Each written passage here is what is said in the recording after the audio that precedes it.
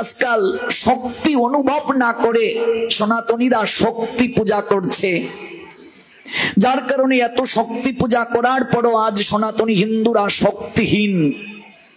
ভাবুন তো, অনুভব করুন তো, যত দেবতা আছেন প্রত্যেকের হাতে অস্ত্র আছে কি নেই?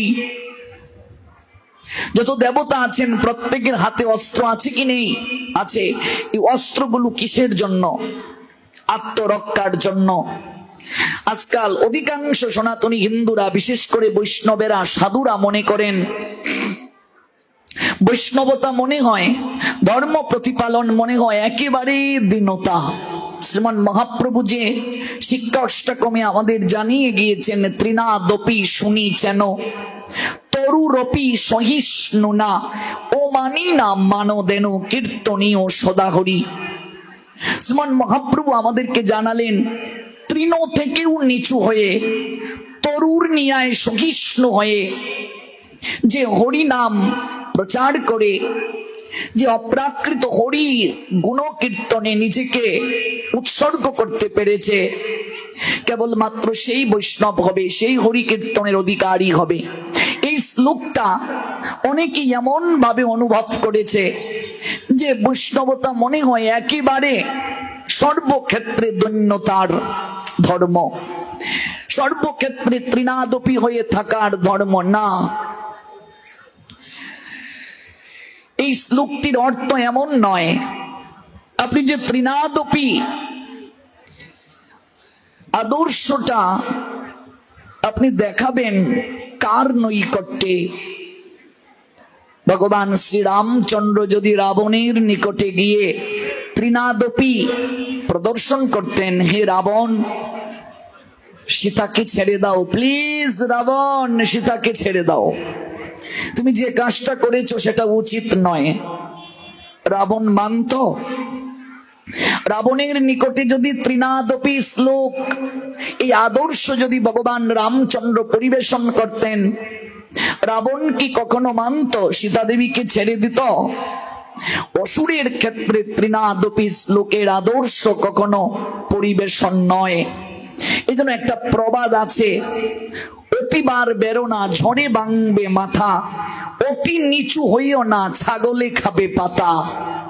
ত্রিনাদপি কোথায় পরিবেশন করতে হবে সেক্ষেত্রেও শ্রীমান মহাপ্রভু শিক্ষা দিয়ে গেলেন।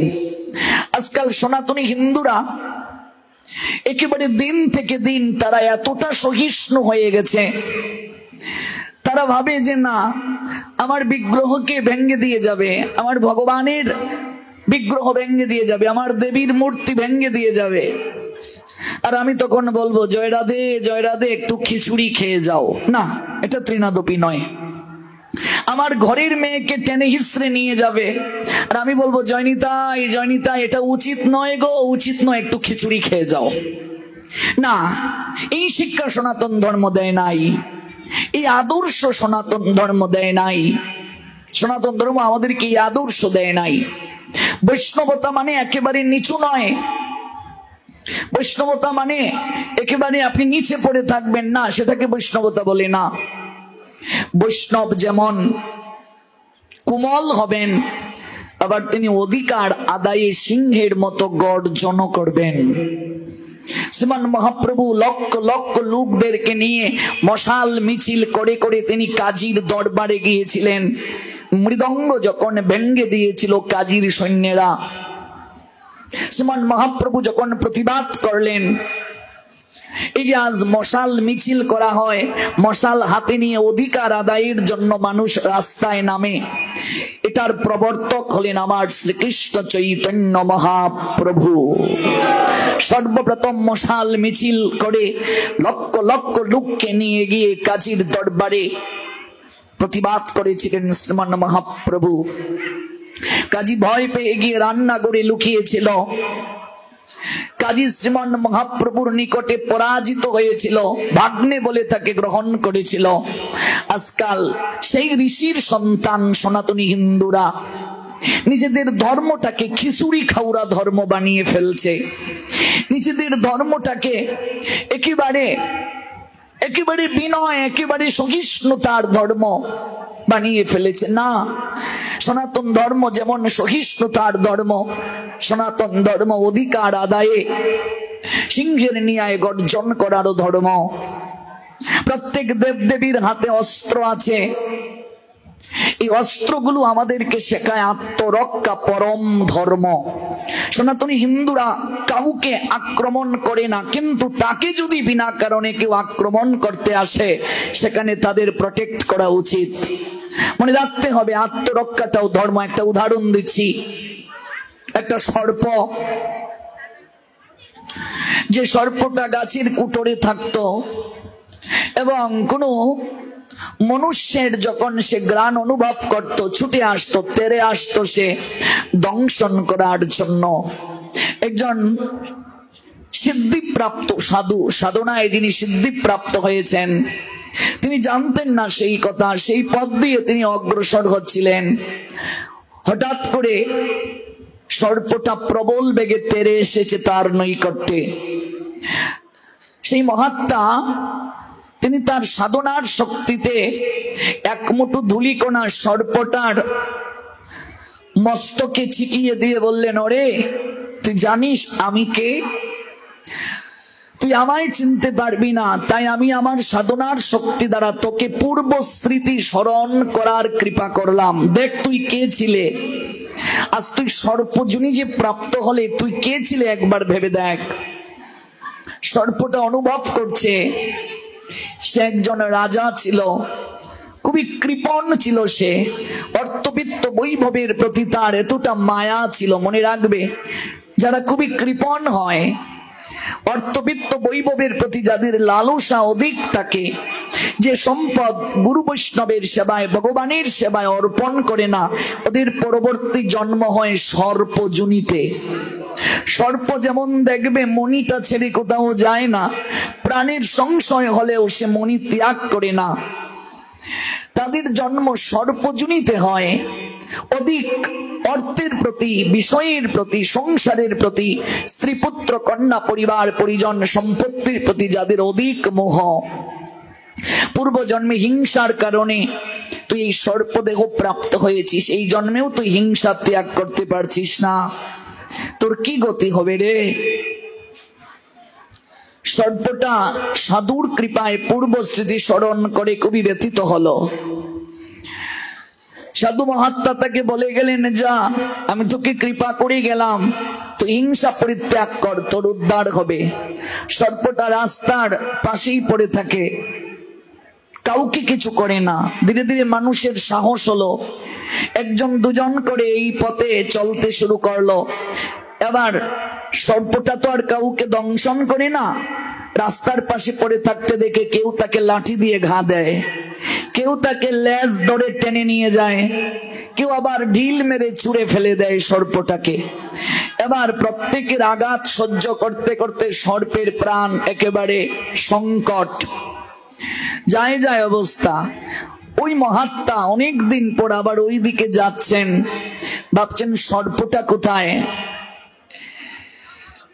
অনেক খোঁজাখুঁজি করে দেখলেন গাছের কুটরে সর্পটা পড়ে আছে, প্রাণ যায় যায়। কিরে তোর এই অবস্থা কেমন করে হলো? সর্প বলে উঠলো, আপনার উপদেশ মানতে গিয়ে আজ আমার এই অবস্থা হয়েছে। আপনি বলছেন হিংসা ত্যাগ করতে, আমি হিংসা ত্যাগ করেছি, এবার উল্টো ওরাই আমাকে মারতে আসে। আগে তো ওরা আমার সামনে আসতে পারতো না, এখন ওরাই উল্টো আমাকে ঘা দেয়, লেজ ধরে টেনে নিয়ে যায়। বাচ্চারা খেলা করে লেজ ধরে টেনে টেনে, কেউ ডিল মেরে ছুঁড়ে ফেলে দেয়। সাধু মহাত্মা মৃদু এসে বললেন, ওরে মূর্খ, আমি তোকে হিংসা ত্যাগ করতে বলেছি, তাই বলে তুই ফুসফুস করে আত্মরক্ষা করবে না? তোকে যখন মারতে আসতো তুই যদি কেবল একবার বলতে ফুস, দৌড়ে পালিয়ে যেত ওরা। তোকে আমি হিংসা ত্যাগ করতে বলেছি, তাই বলে আত্মরক্ষা করতে তো নিষেধ করি নাই। তুই ফুসফুস করে তো আত্মরক্ষা করবি, আত্মরক্ষা করাটাও ধর্ম। হিন্দুরা আত্মরক্ষা করতে ভুলে গেছে। মা দুর্গার 10 হাতে 10টি অস্ত্র দেখবেন। এই অস্ত্র শুধু মা দুর্গার হাতে নয়, প্রত্যেক দেবতার হাতে অস্ত্র আছে। আমরা যার আরাধনা করছি কানাই বলাই, বলাইয়ের হাতে অস্ত্র আছে লাঙ্গল। কানাইয়ের হাতে অস্ত্র আছে, তিনি যখন ঐশ্বর্য মার্গে লীলা করেন সুদর্শন চক্র ধারণ করেন। তিনি যখন মধুর রসে লীলা করেন তখন তিনি ব্রজবিহারী বংশীদারী হন। তিনি যেমন বংশীতে প্রেমের সুর তুলতে পারেন, আবার তিনি পুতনা থেকে শুরু করে অগাসুর, বকাসুর, সকট অসুর সবাইকে তিনি বধ করার জন্য, শিশুপাল, দন্তবক্র, কংস, জরাসন্ধকে বধ করার জন্য তিনি সুদর্শন চক্র ধারণ করতে পারেন। সনাতনী হিন্দুরা কেবল বংশীধারী কৃষ্ণের পূজা করেন না, সনাতনী হিন্দুরা চক্রধারী কৃষ্ণেরও পূজা করেন। প্রত্যেক দেবতার হাতে অস্ত্র, অস্ত্রগুলো আত্মরক্ষার প্রতীক। আত্মরক্ষা পরম ধর্ম। শক্তি তত্ত্ব না বুঝে যদি শক্তির আরাধনা কেউ করে শক্তিহীন হয়ে যাবে। আমরা তাই করছি। প্রত্যেক জায়গায় দুর্গা পূজা হচ্ছে, ভগবানের বহিরঙ্গা শক্তি মা দুর্গার পূজা হচ্ছে। মা দুর্গাকে দায়িত্ব দিয়েছেন ভগবান, দুর্গের অধিপতিনী করে। দুর্গের যিনি অধিপতিনী তাকে বলে দুর্গা। কৃষ্ণ বিমুখ ব্যক্তিদেরকে তিনি তিনটা দুঃখ দান করবেন। একটা হলো আধ্যাত্মিক দুঃখ, গীতায় আছে এগুলো। একটি হলো আদি ভৌতিক দুঃখ, আরেকটি হলো আদি দৈবিক দুঃখ। মায়ের হাতে দেখবে ত্রিশূল। ত্রিশূল মানে তিনটা যন্ত্রণার প্রতীক। ত্রিশূল মানে তিনটা গুণের প্রতীক, সত্য, রজ আর তম। এই তিনটা গুণের প্রতীক হলো ত্রিশূল। এই মা কৃষ্ণ বিমুখ ব্যক্তিদেরকে দুঃখ দেন। চৈতন্য চরিতামৃতে প্রমাণ আছে। কৃষ্ণ বলি সেই জীব অনাদি বহির্মুখ, অতএব মায়া তারে দেয় সংসার দুঃখ। সংসার দুঃখ আমরা কেন পাই? ভগবান ভুলে যাওয়ার কারণে। ভুলিয়া তোমারে সংসারে আসিয়া পেয়ে নানাবিধ ব্যথা, তোমার চরণে আসিয়াছি আমি জানাবো দুঃখেরও কথা। দুঃখ কেন পাচ্ছি? কৃষ্ণ ভুলে যাবার কারণে। কৃষ্ণ বলি সেই জীব অনাদি বহির্মুখ, অনাদিকাল থেকে কৃষ্ণ ভুলে যাওয়ার কারণে, কৃষ্ণ বহির্মুখ হওয়ার কারণে মায়া দেবী আমাদেরকে দুঃখ দান করছেন, কষ্ট দান করছেন। এত এত দুর্গা পূজা হচ্ছে, দিন থেকে দিন দুর্গা পূজার সংখ্যা বাড়ছে। তার সঙ্গে সাত্বিকতা একটু লুপ্ত হয়ে যাচ্ছে। আজকে শত শত তরুণ তরুণী, যুবক যুবতী পাঠে এসেছেন। আমি প্রত্যেকের নৈকট্যে একটা অনুরোধ রাখবো, আর কয়েকদিন পরেই দুর্গা পূজা। আমরা যেন আমাদের সংস্কৃতিকে অন্য ধর্মের নিকটে নেতিবাচক ভাবে উপস্থাপন না করি, যেন বিধর্মী কেউ আমাদের সংস্কৃতিতে আঙ্গুল তুলতে পারে না। মা দুর্গার 10 হাতে কয়টা অস্ত্র জিজ্ঞেস করুন। এই ময়মনসিংহ জেলা শহরে জয়টা দুর্গা পূজা হয়। জিজ্ঞেস করুন কমিটি বৃন্দকে যে মা দুর্গার হাতে 10টা অস্ত্রের নাম কি? এই 10টা অস্ত্র কে দিয়েছেন? কেন মা দুর্গার 10টা হাত? 99 জন লোক বলতে পারবে না, কিন্তু পূজা হচ্ছে সব জায়গায়।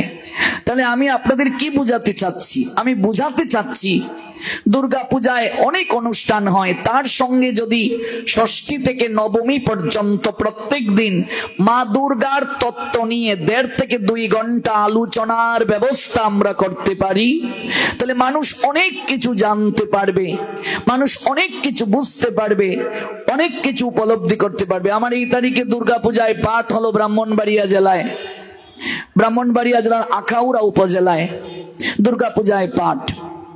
দেখবেন মা দুর্গার পূজা করছি, কিন্তু মা দুর্গা সম্পর্কে আমরা অনেকেই অনেক কিছু জানি না।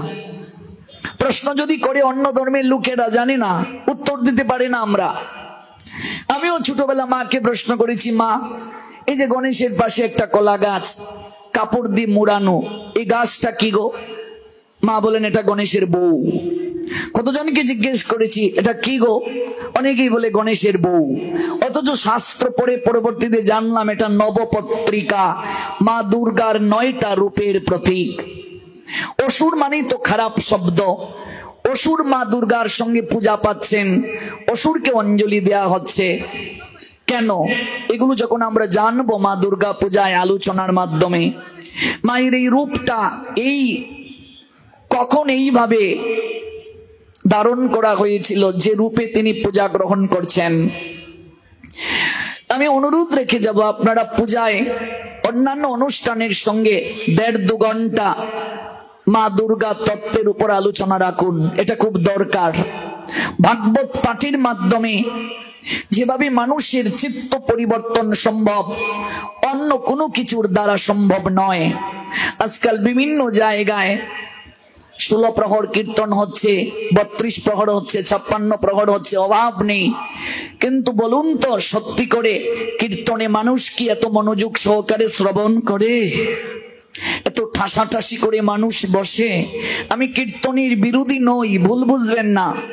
অবশ্যই নাম যজ্ঞ প্রয়োজন আছে, অবশ্যই কীর্তন প্রয়োজন আছে, কিন্তু মনে রাখবেন, নাম কীর্তন থেকে ভাগবতের মাধ্যমে আমরা অনেক তত্ত্ব জানতে পারি। নাম আমরা শ্রবণ করি, শ্রবণ করলে মঙ্গল হচ্ছে, কিন্তু শেখার কিছু নেই। শিখতে গেলে শ্রবণ কিভাবে করতে হবে, তত্ত্ব জানতে গেলে ভাগবতের বিকল্প নাই। তেমনি ভাবে দুর্গা পূজায় তখনই শ্রদ্ধা পরিপূর্ণ রূপে আসবে, ভক্তির প্রগাঢ়তা তখনই পরিপূর্ণ আসবে যখন আমরা দুর্গা পূজায় পাঠের ব্যবস্থা রাখবো। আপনি দুর্গা পূজায় শ্যামা সঙ্গীতের আয়োজন করুন, ভক্তিমূলক গানের অনুষ্ঠান, নৃত্য অনুষ্ঠান রাখুন, ধর্মীয় নাটক রাখতে পারেন। এক সময় গ্রামে গঞ্জে ধর্মীয় নাটক মঞ্চায়িত হতো, দাতা কর্ণ, দ্রৌপদীর বস্ত্রহরণ, কি সুন্দর সুন্দর করে এগুলো পরিবেশন করা হতো। আমাদের এই সংস্কৃতি ধীরে ধীরে বিলুপ্তির পথে। চারিদিকে দুর্গা পূজায় এখন কেবল ডিজে ডিজে ডিজে চলছে। হিন্দি গানের তালে তালে অর্ধ নগ্ন হয়ে সনাতনী হিন্দুর ছেলে মেয়ে নাচছে। অন্য ধর্মের মানুষেরা আঙ্গুল তুলছে আমাদের দিকে যে তোমরা মায়ের সামনে এইভাবে ডিজে ডিজে চালিয়ে অর্ধ নগ্ন হয়ে তোমরা কি করে নাচো। এই তো বেশি দূর নয়, কুমিল্লার এমপি বাহার ছিল, সে একবার একটা মন্তব্যই করে ফেলেছিল যে হিন্দুদের মদ খাওয়ার জন্য দুর্গাপূজার সংখ্যা বাড়ছে। আমরা প্রতিবাদ এই মন্তব্যের বিরুদ্ধে করেছিলাম, অথচ সনাতন শাস্ত্রে মদ খাবে দূরের কথা, মদ যদি কেউ স্পর্শও করে তাকে 3 দিন না খেয়ে সূর্য দর্শন করে পঞ্চগব্য দ্বারা প্রায়শ্চিত্ত করার বিধান দেয়া হয়েছে। অধিকাংশ জায়গায় দেখা যায় কীর্তনে পূজাতে মদ খেয়ে মাতলামি হয়ে অর্ধনগ্ন হয়ে ডিজে ডিজে চালিয়ে নাচা হচ্ছে। রাত যত বাড়তে থাকে অনেক দুর্গা পূজার মণ্ডপের কমিটি যারা আছে, আমরা তাদের বৈশিষ্ট্যে, তাদের আচরণে, আমি বলছি না আপনাদের মাঝে এমন আছে, আমি সারা বাংলার কথা বলছি, ভারতের কথা বলছি, সব জায়গায় এই ডিজে সংস্কৃতি এমন ভাবে আমাদেরকে আঁকড়ে ধরেছে। রাত যত বাড়তে থাকে মহিষাসুর মূর্তি থেকে বের হয়ে কমিটির ভেতরে প্রবেশ করে যায়, আর ডিজে ডিজে ডিজে চালিয়ে আমরা নাচতে শুরু করি। যে সনাতন ধর্ম, যার থেকে পৃথিবীর সকল মত পথের সৃষ্টি হয়েছে, যে সনাতন ধর্ম পুরো পৃথিবীকে এক সময় শাসন করেছিল, আপনি ভাবুন, অনুভব করুন, কোন ধর্মে আপনি দেখবেন না তাদের ধর্মীয় অনুষ্ঠানগুলো তাদের ধর্মীয় গান ব্যতীত আর কোনো গান বাজাতে। আপনি ধার্মিক মুসলমানদের দিকে তাকান, তারা গজল ব্যতীত ওয়াজ মাহফিলে, মাদ্রাসায়, মক্তবে আর কোনো গান বাজায় না। আপনি খ্রিস্টানদের দিকে তাকান, তারা তাদের গির্জায় ধর্মীয় গান ব্যতীত আর কোনো গান বাজায় না। আপনি বৌদ্ধদের দিকে তাকান, তারাও তেমন। শিখদের দিকে তাকান, অথচ যে সনাতন ধর্ম থেকে পৃথিবীর সবাই শিখেছে, জেনেছে যে সনাতন আদি, ভগবান যেখানে নিজ মুখে বলছেন আমার থেকে সকল কিছুর সৃষ্টি, ভগবান যেখানে বললেন গীতায় অহম সর্বস্ব প্রভব মত্ত সর্বম প্রবর্ততে ইতিমত্তা ভজন্তে মাম বুধা ভাব সমন্বিতা, আমার থেকে সবকিছুর সৃষ্টি, everything emanates from me, the intelligent person who perfectly know the engage in my devotional service and worship me with all their hearts, O conqueror of all, there is no truth superior to me, everything rests upon me as palad strung on thread।